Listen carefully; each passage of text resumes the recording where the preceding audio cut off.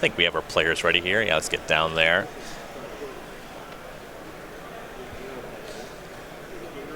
All right, both players at 9 and 1 here. Those Blood Moons for Lim, not likely to be very good in this matchup, but discards generally just going to be powerful in Modern. We see Black Cleave Cliffs into Inquisition of Kozilek. Take a look at a hand of Crash Through, quick read of that one. Lightning Bolt, Runaway Steamkin, Light Up the Stage, and Manamorphose, along with a Mountain and a Fiery Islet. So there's only one creature in this hand, which generally is where you would go with the discard spell. For sure. The Runaway Steamkin seems like the obvious pick because it is a way for Fred Kelley, and we have these names backward to get them fixed for you. It is the easiest way for him to gain a significant advantage over the course of the next few turns. Something like Light Up the Stage is a bit harder to turn on. When you're having to burn a lightning bolt to the face or something like that to get it turned on, it's not nearly as good. But if Lim actually has a ton of removal spells in hand, letting him keep the Runaway Steamkin is not a huge deal. It's pretty hard to gain advantage if you don't get to untap with it. Yeah, Light Up the Stage ended up being the take. That was the one potential source of card advantage in the hand. Mountain Go will be the turn 1 for Kelley. Because the Steamkin's in hand, no incentive to really cycle the Crash Through on turn 1. See what Lim can do on turn 2. Starts by sacrificing a Bloodstained Mire. Finds a basic swamp, so 19 will be the life total.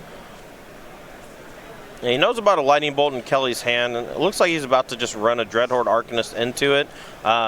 Maybe he's just trying to protect his life total as the game progresses. Maybe he has just more creatures and wants to churn through all this removal. Yeah, so there's Dreadhorde Arcanist, just immediately puts his hand on it, knowing that Lightning Bolt's coming, and Arcanist does catch the bolt. Turn 2 for Kelley. There's Fiery Islet, presumably the Runaway Steamkin coming down. It is, both players at 19. Now, it'd be pretty big here if Lim has something like Liliana the Veil to really punish this tap out. Sunbaked Canyon, land number 3 for Lim, and Colligan's Command. That is a heck of a play here. Shock your Steamkin, pick up my Arcanist. Yeah, that's a big deal. 2 Colligan's Commands in the main deck. Nice little value package. Kelley's picked up a Monastery Swift Spear. Cast that and then pay 1 life off the Islet for Crash Through. Goes to 18. Finds a 3rd land. He'll play Mountain. We know about a Manamorphose in hand. There's another Crash Through. Draw a card off that. So now the Swift Spear gets to attack for 3. Lim to 15. Pretty good recovery. Probably wants to follow this up pretty quickly here with something like Bedlam Reveler just to refuel. John is going to try to grind him out. I know he has a Bedlam Reveler of his own in hand at least. So he's going to be looking to do basically the same thing. Lim goes to 14 to recast that Dreadhorde Arcanist as well as Fatal Push to Monastery Swift Spear. Kelley will start his turn with a Manamorphose. 2 red mana off of that one. So now Lim does not know any cards in the hand.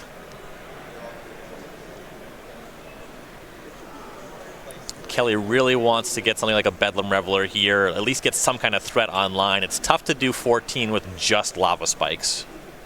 Oh, for sure. And with Lim here, if that Dreadhorde Arcanist gets to untap, ooh, double Burst Lightning, that's gross. But if it got to untap, it was going to get to use that Inquisition of Kozilek in the graveyard to make Kelley discard a card. So might as well go ahead and take the 2-for-1 in the bad way, or in the good way, so you don't get 2-for-1 in the bad way. And Kelley sacrificed the Fiery Islet to get there. And there's 2 Burst Lightnings. At this point, with that kind of card disadvantage, a lot of pressure to present a Bedlam Reveler from here. So we see if Lim can apply more pressure. Land number 4 is Bloodstained Mire. Lim fetches to 13. Has picked up one of the 2 Hazoret the Fervent. And that's going to be the play. Still has 2 cards in hand, so can't attack just yet, but that threat is huge. Yeah, but he's also dealing himself a lot of damage. That Sunbaked Canyon, multiple fetch lands here. You know, he hasn't taken that much damage from Kelley. He's done quite a bit to himself. Yeah, that's true. Down to 12 off of that Sunbaked Canyon. So we see Kelley plays and sacrifices another Fiery Islet looking for action. Cycles a Crash Through. Yeah, found a Swift Spear, though. Not going to be able to pump it this turn. Can attack, though, because John can't block thanks to the Hazoret 1 card in hand clause. We're going to have to rewind on that. Kelley was not able to play that Mountain. There was a Fiery Islet earlier in the turn. Don't believe he has anything to do with the 1 mana, so it's relatively inconsequential. Oh, I was wrong. Never mind. All right, we're going to have to stop this because that Burst Lightning being cast in response, that should be getting caught by this discard spell here. All right, we okay, here we go. Yeah, that mountain was not okay. We got to fix this.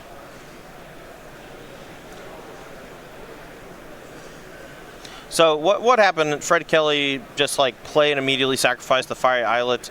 It's a common play pattern with players when they're kind of flooding out.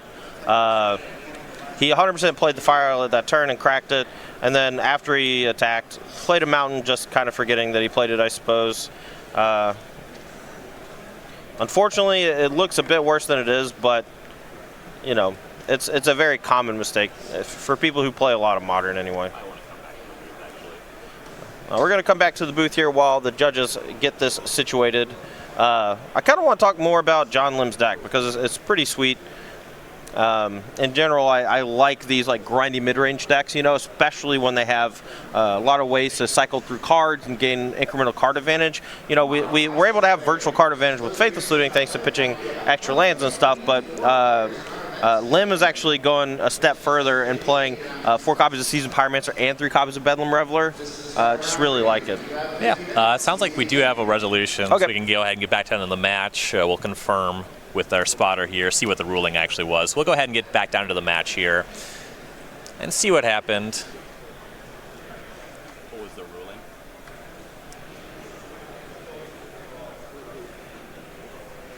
We'll get to... Apologies. Looks like there's actually an appeal here, so we're going to be waiting on that. So we're going to come back to the booth again. The situation definitely got exacerbated a little bit by the fact that a turn had been played in between. Right. Needed to be stopped a little bit faster there. Yeah, unfortunately, just something that we kind of missed. It's possible that the game has progressed too far with too much information gained. But, you know, we're going to let the judges handle that. That's not our job to discern. So you were mentioning the combination we have, kind of Bedlam Reveler working in Lim's Rakdos mid-range deck. It's got your value engine, very similar to the old Mardu builds. A little bit of tension in the deck, though. We saw Hazoret deployed there. Yep. There was 2 cards left in Lim's hand, and they were both Bedlam Reveler, which does not actually play great with Hazoret. No, but what you can do is use Hazoret and discard extra copies, which I like. You know, oftentimes the second Bedlam Reveler in hand is dead. There's not really a whole lot you can do with it. Turning it into actual cards usually gets discarded to the first Bedlam Reveler, but at the very least, you know, maybe you get to activate Hazoret, attack, post-combat Bedlam Reveler, and then next turn you get to empty your hand with removal spells or burn spells or what have you before you attack again. Yeah, you could have a really nice sequence if you get up to 5 mana after you Hazoret. Right. Maybe activate the Hazoret if you already have the Reveler at the point where it costs 2 mana. Sure. You get rid of your other card, attack with your Hazoret, and then post-combat, play the Reveler. Then you can have a really big damage turn the following turn. So it can definitely line up in a powerful way, too. Yeah, this build is reminiscent of the Mardu like you were talking about. There's no Young Pyromancer, but a lot of that's because the non-creature spells in this deck also include Blood Moon and 5 Planeswalkers. There's 3 copies of Blood Moon, 3 Liliana of the Veil, 2 Chandra Acolyte of Flame, and you know, it's a bit harder to get the token value off of Young Pyromancer. Plus, Seasoned Pyromancer lets you do some really cool stuff with Dreadhorde Arcanist, which I'm a huge fan of. And I'm actually a big fan of the fact that there are no Young Pyromancers. At the time when Mardu was kind of at the forefront of the format, Young Pyromancer was a bit better. There wasn't Lava Dart in the format yet. Sure. You know, there was fewer ways to just really destroy a Young Pyromancer. But at this point, the card's gotten a lot worse. And even back then, Young Pyromancer wasn't the card you were excited about. It just fit the deck really well. Sure. And I think Dreadhorde Arcanist is a huge upgrade for archetypes like this. I would agree with that. There is a bit of tension between the likes of Dreadhorde Arcanist and Bedlam Reveler. You also have Chandra Acolyte of Flame's ability also working a little bit poorly with Bedlam Reveler. But there's not a whole lot of good top-end stuff to be playing in Modern that feels like a 4 or 5 mana spell that only usually costs like 2 or 3. And I think that Bedlam Reveler, even though it's not at its best in this list, it seems like Bedlam Reveler is just like the best top-end card for the style of deck. Okay. So it does sound like we have a resolution after that appeal. So there was a rewind. So we had an extra land plays. We're going to back up. Kelley's not playing that land. That means that Lim is casting the discard spell and gets to hit the Burst Lightning because there's no mana left up. Sure. So I think we're ready to go back to the unmatched and see how we progress from there.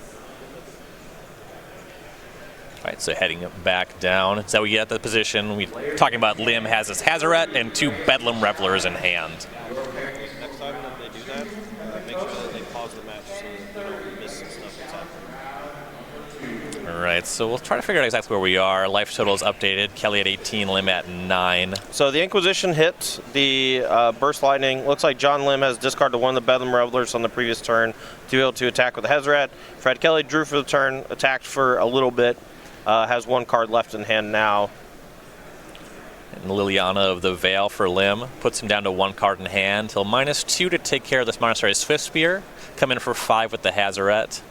And life total just changed there, so shows Kelley at 11, and I think that Hazoret put him to 6. Yeah, there was a miss Hazoret attack from the previous turn, but it was pretty close to being wrapped up. Fred Kelley was fairly low on resources, but most of the time you just want to make sure that there's clean bookkeeping, right? Like Fred Kelley obviously made a pretty, big gameplay error playing the extra land that allowed him to play a Burst Lightning that he shouldn't have been able to play.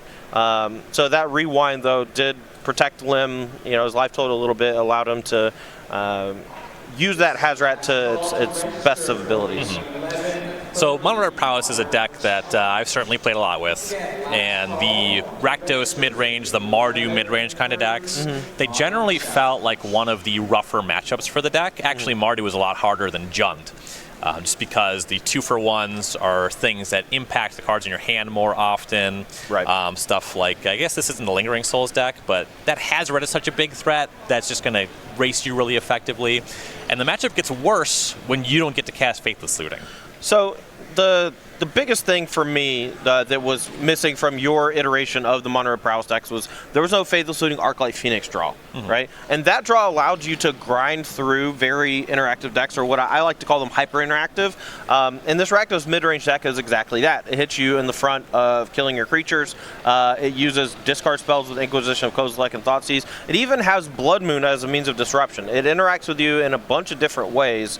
And for a deck like Prowess, if you're going ABC with creature, a couple burn spells, the burn spells are not nearly as powerful in that iteration as they are in normal burn decks because you're playing stuff like Lava Dart, sometimes Gut Shot, and those, when you don't combine them with the creatures, are relatively lackluster. So when you have your matchup against Rakdos midrange or Mardu or whatever, if they kill your 1-mana Prowess creatures, your deck stops to function as normal. And all these factors together just put so much pressure on the Prowess deck to have exactly a Bedlam Reveler draw. Right. And Kelley's only playing 3 because it's worse without Faithless Looting. Correct. And it's not just the fact that you want to register fewer, it's that your deck has less velocity towards assembling a Bedlam Reveler hand. Exactly. But anyway, if you're interested in more insights like this on this very channel throughout the week, every Tuesday and Thursday, Todd no longer a host for Versus Live. I don't want to do this ad ever again. Me personally, it just makes me sad. Every Tuesday and Thursday, 1 p.m. Eastern, it's going to be Ross Merriam with Corey Baumeister for the foreseeable future. Might get some special guests here and there. We had Dylan Donegan on last week. He did a great job with Ross as they were testing out various Stoneforge Mystic Brews in light of the unbanning and Faithless Looting and Hogak bans. But you can check that out here on this same exact channel, SCG Tour, twitch.tv. But if you're watching this on YouTube, make sure to head over to twitch.tv/SCG Tour every Tuesday and Thursday at 1 p.m. Eastern. Starting to see a few special guests popping onto the show. I believe an upcoming episode with Emma Handy. Ooh. That's going to be a nice one. Emma usually kills it when she's on Versus. Definitely excels at banter. All right, so we're going to have sideboards up for you in just a moment, but I want to talk about the theory behind the sideboarding before we get to the match. Since Fred Kelley lost, let's start with him. Yeah, so the sideboard options for Kelley: 3 Pillage, 3 Collective Brutality, 2 Plague Engineer, 2 Nihil Spellbomb, 2 Surgical Extraction. Actually, this is the Mardu sideboard. So Cletus, Kolaga's Command, Chandra. So assume that this is on the right side of the screen. You see it on the left, but this is John Lynn's sideboard. So what's he going to do here? Okay, so I think he's going to just become full-blown control. Collective Brutality is a great card in this matchup. If you play it on the second turn and kill one of those prowess creatures and force your opponent to discard a card, that's good enough. But as the game goes along, you can turn extra Bedlam Revelers into a Drain Life for 2. You can shrink your hand quickly to make sure you can attack with your Hazoret. You basically just get both players down to really low on resources as quickly as possible. Other than that, I like the Kolaghan's Command for similar reasons. It's just a clean 2-for-1. Kalida's Trader gets pretty great.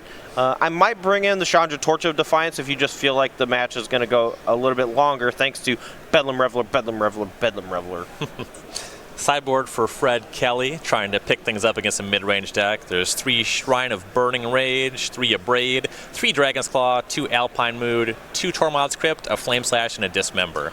I want to go a bit wider. I want to make sure that Shrine of Burning Rage gets into the deck. I think it's going to be one of those cards that, yeah, it gets blown out by Kolaghan's Command, but if you ever get to use its full potential, it's going to act like a 3-for-1 because you get to hit your opponent roughly 8 to 10 damage.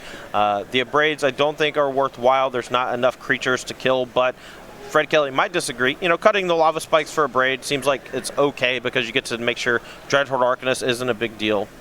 And if you expect Dragon's Claws from your opponent, which a lot of these red decks are playing in the sideboard, Braid does have that double duty usage. Looks like Kelley taking a mulligan for game number 2, already down a game. These matchups definitely feel hard and have gotten harder for the Prowess deck. Yeah, mulligans don't help either. It's just going to come down to how many Bedlam Revelers and light up the stages Kelley draws, because if he's able to maintain that velocity while he's ahead by just hitting that string of draw 2, draw 2, draw 2s, then he could potentially overwhelm Lim's Rakdos midrange deck. Something that I'm trying to figure out for the Prowess deck, I think now that you don't Faithless Looting away against extra lands, I want some kind of haymaker for a matchup like this. Sure. Something like Saheeli Sublime Artificer is kind of what I'm leaning. It would be really nice to have that in a matchup here. No, for sure. Some Planeswalker that has that kind of dual nature to fact where it kind of runs your opponent over while also being a must kill. I could actually see Prowess picking up some of these Chandra Acolyte I was Flames. actually about to say exactly the same thing. I don't think Acolyte Flame is all that bad, especially in a deck that's very heavy on 1-mana instants and sorceries. All right, looks like Kelley has kept on 6. 1 card going to the bottom here. All right, start off here with Fred Kelley. Soulscar Mage is a pretty nice one. Yeah, starting on a Prowess creature, always where you want to be. I kind of feel like in this matchup maybe we should switch roles, right? Just because you're the Prowess guy. I mean, yeah, if you want. Yeah, sure, why not? Okay, John Lim here, going to be fetching up a Blood Crypt and casting Inquisition of Kozilek. Let's see what he takes here. A handful, looks like burn spells, and 1 more Soulscar Mage from Fred Kelley. Yeah, so Soulscar Mage, Manamorphose, Lava Dart, Burst Lightning. When there's 2 creatures, you usually just want to get rid of that redundant threat. What Kelley's trying to do is just cast a bunch of threats. The Soulscar Mage costs 1. There's no second land. So that is the take. That makes sense. But Kelley finds the land. Yeah, and it looks like he might be getting a burst of damage here. 2 red mana off the Manamorphose. Has multiple burn spells in hand that he can deploy. Another Manamorphose means a bigger Soulscar Mage. And now it's a little bit awkward. In these spots, usually you like to just use the Lava Dart because you know it's good for 2 damage here because it's a Prowess trigger and you're attacking. The Burst Lightning's more questionable. It's possible you're actually going to catch something with that one. Sure, but Burst Lightning doesn't have a ton of targets in this matchup, you know? Like Dreadhorde Arcanist or something here seems like it could be a little worse. Fred here looks like he's playing it a little conservative, though. Just goes Lava Dart, leaves a mana floating. Yeah, Lim goes to 12, so we know about a Burst Lightning left over in Kelley's hand. Hoping to leverage that a little bit more. One thing, you kind of always want to have a spell, even if the Burst Lightning doesn't necessarily interact great, just to keep your Prowess creatures with the ability to pump them at instant speed. Sure. All right, Lightning Bolt from Lim. It takes down the Soulscar Mage. Fred Kelley goes to his turn, plays and sacrifices Fire Islet. No play past the turn back, but John Lim stuck on land as well. Only 1. And some combination of Kelley finding a Bedlam Reveler or Lim continuing to miss that second land, that's what he needs in a matchup like this. Yeah, and Lim does continue to miss land drops, has to move to discard here, pitching looks like a Thoughtseize. Yeah, that one's fine to discard versus casting. I mean, that Burst Lightning's 2 damage either way. All right, John Lim here, figuring a lightning bolt. What do you do if you're Kelley? Do you try to protect your Soulscar Mage by just throwing some burst spells? Easy. You burst lightning here, and you have Lava Dart to flash back. Okay. Looks like that is what Fred Kelley is going to decide to do. Burst lightning makes the Soulscar Mage go up to 3 toughness, and then the Lava Dart makes it go up to 4 toughness, while dealing John Kim 3 points of damage. And that's exactly why you saw him hold on to the burst lightning earlier. Sure thing. Going back to John's way, looking for a land, doesn't find it. Has a Fatal Push at the ready. Probably going to go for this here. Yeah, had Fatal Push and Inquisition. I love that he used the Fatal Push. You have to check the creatures that are the most important part of the deck. Back to Fred, he draws, plays a land, says go. John Lim goes for an Inquisition. This is not going to work out well for him. A Lightning Bolt in response, so Lim's at 6. Just sees a mountain. Kelley needs to find a Bedlam Reveler. This is good, though. Light up the stage. Whoa. Shrine of Burning Rage and Manamorphose. Yeah, and he does have the 4th land, so next turn he can go Shrine of Burning Rage into Manamorphose, put a counter on it, and potentially play more spells off the top of the deck. Mostly you just want to make sure you get full value out of those light up the stages, though, just because this matchup is a pretty big grind. But Lim continuing to miss land drops, trying to piece together some sort of game plan here off of 1 land, but without a threat to stick. It looks like he's just going to get burned out here before he ever hits a 2nd land drop. Yeah, so Lim drew Kolaghan's Command. That's what you want against Shrine, but you got to be able to cast it. Fred? Sorry. Oh, no, we switched roles, baby. It's fine. Shrine of Burning Rage here. Cast Manamorphose, puts a counter on the Shrine. Going to make 2 red mana and draw a card. I believe the pickup for turn was Mountain. I also believe. Found a red spell. He has access to 3 mana here. Looks like a Swift Spear. That's going to put another counter on the Shrine. Only going to be an attack for 1. Lim's going to go down to 5. This forces action, though. This is lethal next turn. Yep, Lim here going to draw, hopefully hitting a land or a way to interact with Shrine of the Burning Rage or Monastery Swift Spear. Oh, you're dead? That's weird. I guess it takes 1 more spell. But yeah, you already flashed back the Lava Dart, but you still have Shrine on 3, Swift Spear attacking. You can't really realistically answer both of these things with 1 mana. All right, attack for 1, sends Lim to 4, and with Shrine of Burning Rage sitting at 3 counters, it looks like it's lethal next turn. John doesn't have a whole lot of ways in his deck to answer Shrine of Burning Rage, especially without a 2nd land. And at this point, Kelley's weathered the potential storm of interaction. The Shrine's going to be good for at least that 3 damage. Now, that game on the surface might not have seemed all that interesting, but at most points in that game, if John Lim had just drawn a 2nd or even a running 2nd, 3rd land, I think he is very easily going to win that game. Fred didn't have a whole lot of pressure early on, but John just never drew a 2nd land to be able to start casting those Dreadhorde Arcanists, Abrades, and things like that. Want to give some credit to Fred Kelley there, too, because there's 2 decision points there. It's kind of on the same turn, but 2 serious considerations that it's very easy to make one or both mistakes, that he played correctly with both of them. There was that turn where he was connecting with the prowess creature, that he did cast the Lava Dart, that he did not cast the Burst Lightning. Sure. Both got that extra point of damage off the Dart and maintained the Burst Lightning to fight over the Lightning Bolt later.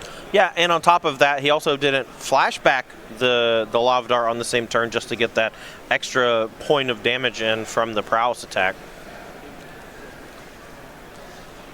Over on StarCityGames.com, we have offerings for our game night. Every week in September, you can go pick up the Chasing Your Trail tokens and sleeves. Find out about that promotion at go.starcitygames.com/game night.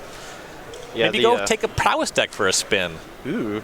Now, the creature collection is always a big part of game night, mostly because the tokens and the sleeves and everything are just really cool. I'm always a fan of whatever our creative team comes up with, and Chasing Your Trail seems like a nice one. We got like a hunter wolf humanoid. It's almost a werewolf, honestly. It's got a cape and everything. Yeah, it's very sophisticated. I like that nod to the fact the animal is clever. You see a more wild animal would chase its tail. Right. But this is a sophisticated tracker monster. All right, well, make sure to check out go.starcitygames.com/game night, and you can find your nearest game night to get your hands on some of those tokens and sleeves. So what are you thinking, Todd? You gonna do play-by-play for this game? It's up to you, man. You're in charge.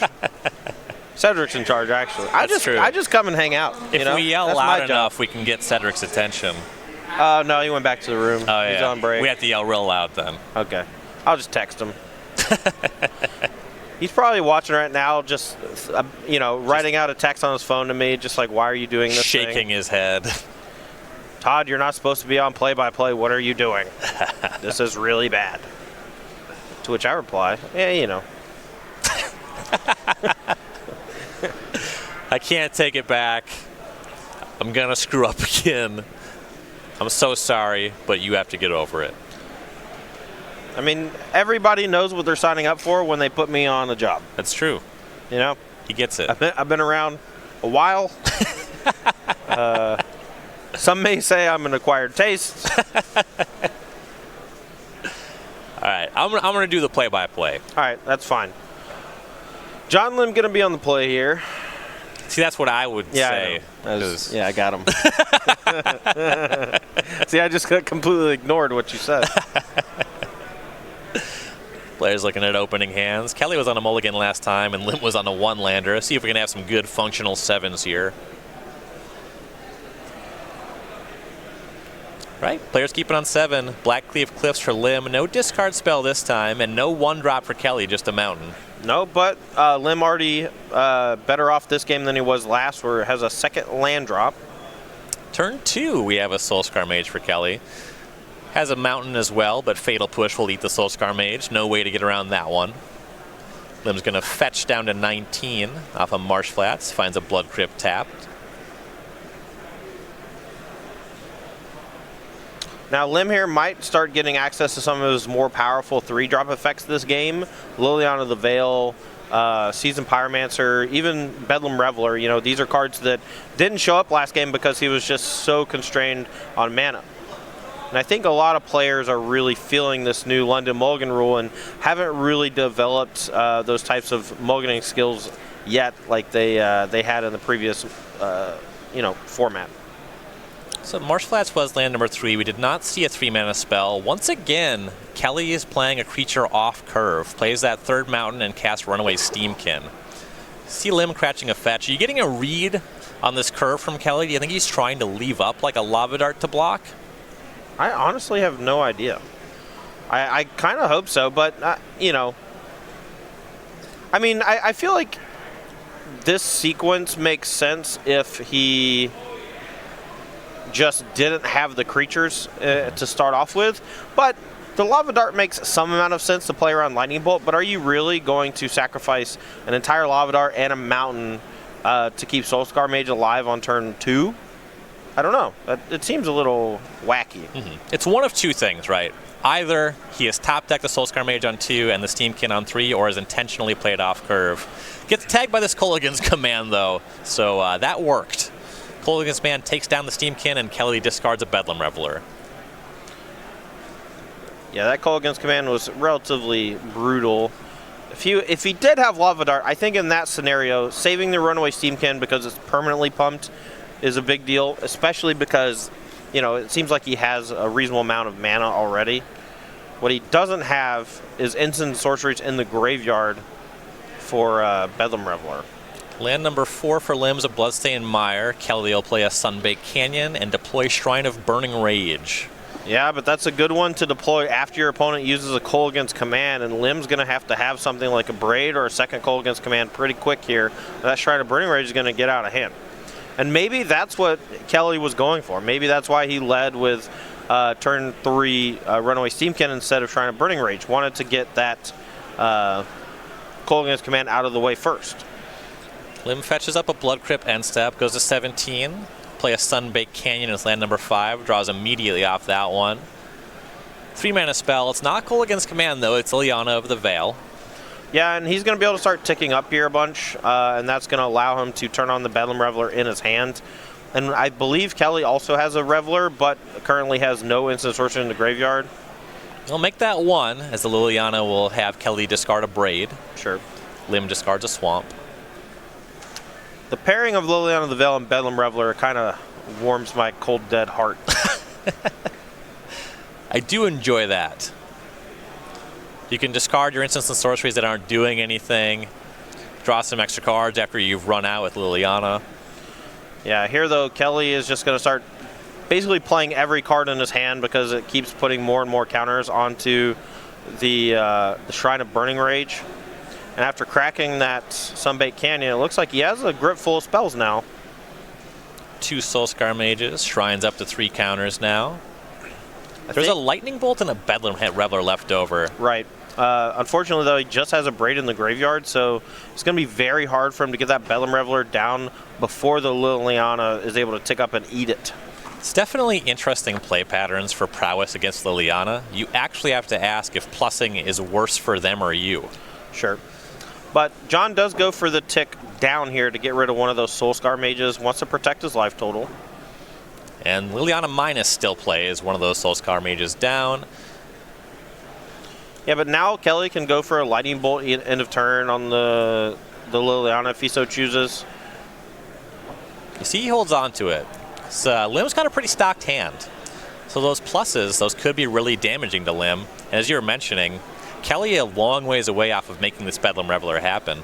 Also, you get the prowess trigger on your turn as he uses the Lightning Bolt on his main phase. The Soulscar Mage can attack for 2. Sure. He could have gone the other way and been a little more dangerous with it, gone Bolt Face, attacked Liliana for 2. Plays it safe, ends up still getting his Soulscar Mage hit, but the desired effect was Liliana is no more. And the Shrine of Burning Rage now up to 5 counters. Lim is at 17, but that number does build up quickly. Especially if he does get to turn on the Bedlam Reveler here in just a short few turns. I mean, it could be next turn if he draws like Manamorphose into something. Lim's going to fetch down to 16. Finds a mountain.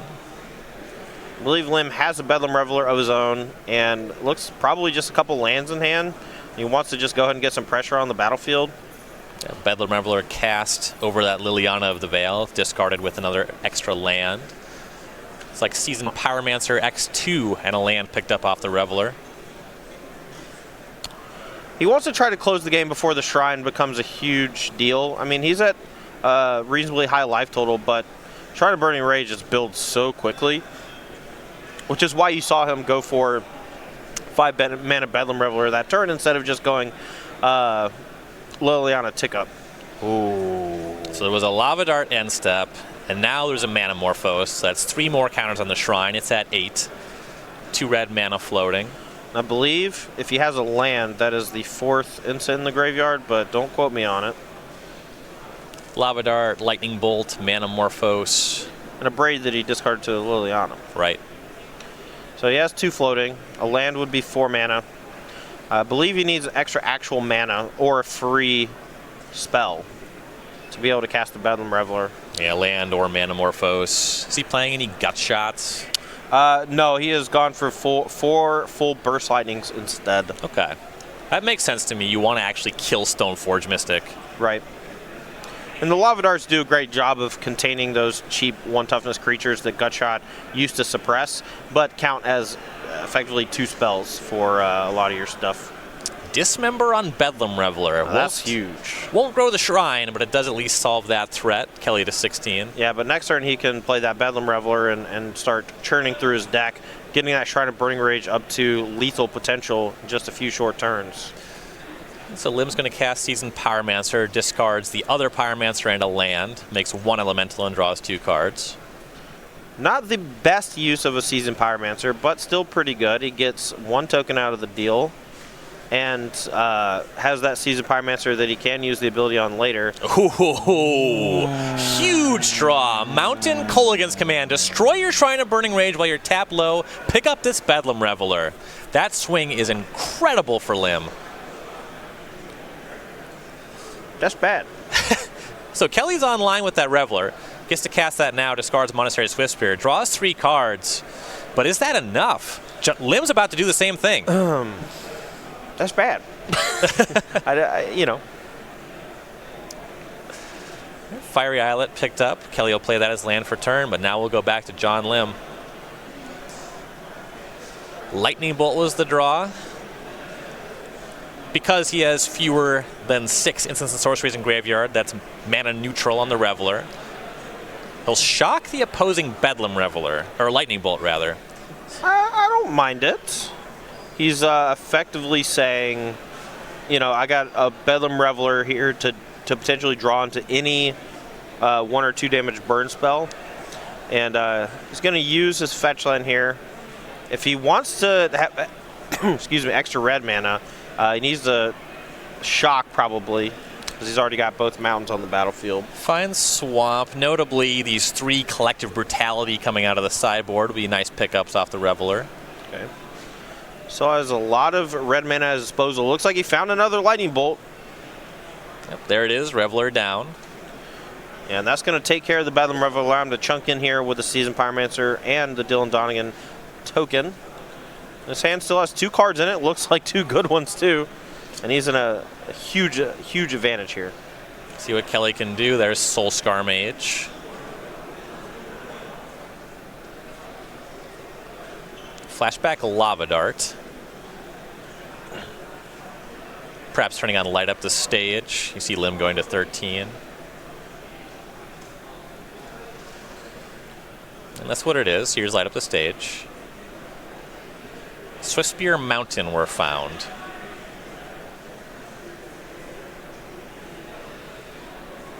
Yeah, Fred's trying to dig himself out of this one, but he's already gone through a Bedlam Reveler. No, he's already gone through 2 Bedlam Revelers, actually. One was discarded early on to that first Kolaghan's command. And here, you know, he's basically left with Light Up the Stage doing a lot of heavy lifting. And that's also something you see with the move away, you know, the banning on looting, trimming to 3 Revelers. Some of those games you just needed to have more copies of that card in your deck. Sometimes it takes all 4. It makes sense to cut them. They're a lot worse without looting in your deck. Yeah. But you feel them in games like this. See, I kind of want to go the other way. I want to go 4 Bedlam Reveler, 4 Seasoned Pyromancer, 6 to 8 Ritual effects. That's what I want to do. Yeah, that's an option. Look, I know it's not good. You don't got to tell me. No, I'm not ready to say that, actually. I think that's something worth trying. I just haven't had an inkling yet. The format is still young. Well, Fred Kelley's about to get bashed here. Lim has access to a Chandra Seasoned Pyromancer, and he can cast the Hazoret.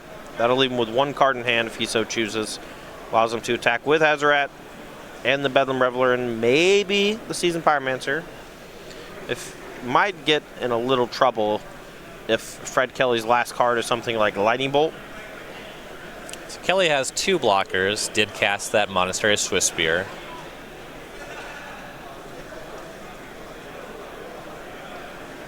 Hazoret also in hand for Lim.